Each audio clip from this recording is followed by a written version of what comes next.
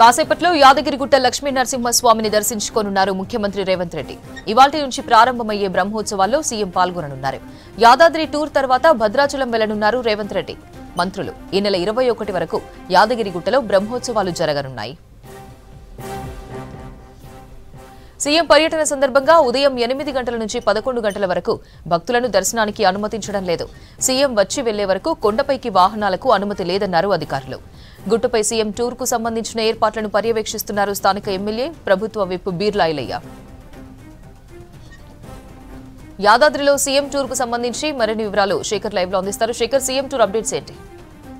Good morning యోపర్ద. యాదాద్రి భువనగిరి జిల్లాలోని యాదాద్రి టెంపుల్లో వార్షిక బ్రహ్మోత్సవాలు ఈ రోజు నుంచి ప్రారంభమైనాయి. 21వ తేదీ వరకు కూడా ఈ బ్రహ్మోత్సవాలు కొనసాగున్నాయి. అయితే మొదటిసారి బ్రహ్మోత్సవాలు ప్రారంభోత్సవానికి సీఎం తెలంగాణ సీఎం ఇక్కడికి రేవంత్ రెడ్డి రానున్నారు. అదేవిధంగా మంత్రివర్గం మొత్తం కూడా ఇక్కడికి వచ్చి స్వామివారి బ్రహ్మోత్సవాలు ప్రారంభించున్నారు. దానికి సంబంధించి కూడా అధికారులు కావచ్చు, అదేవిధంగా ప్రజాప్రతినిధులు అన్ని ఏర్పాట్లను చేశారు. మరికొద్ది సేపట్లో రేవంత్ రెడ్డి యాదగిరిగుట్టకు చేరుకుని ఆలయం పైకి వెళ్తారు. ఆలయం పైకి వెళ్ళిన తర్వాత బ్రహ్మోత్సవాల్లో భాగంగా మొదట స్వామివారిని దర్శనం చేసుకుంటారు. చేసుకున్న తర్వాత బ్రహ్మోత్సవాలకు ప్రారంభిస్తారు. ఆ తర్వాత ఇక్కడ ఉన్న పనులు కావచ్చు, అదేవిధంగా పనులకు సంబంధించిన అప్డేట్ ని కూడా తెలుసుకోనున్నారు.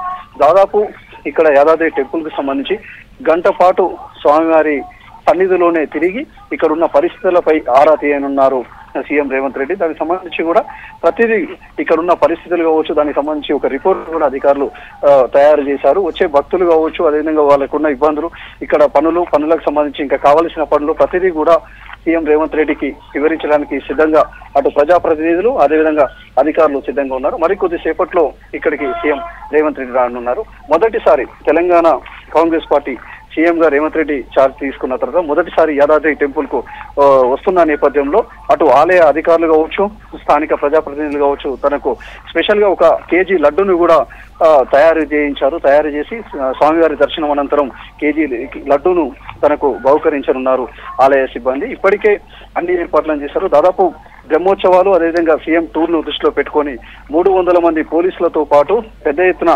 బందోబస్తును కూడా ఏర్పాటు చేశారు. ఉదయం 8 గంటల నుంచి 11 గంటల వరకు ఇతర భక్తులు కావచ్చు, భక్తులకు సంబంధించిన వాహనాలు కావచ్చు, ఏవి కూడా ఆలయం పైకి అనుమతించడం లేదు.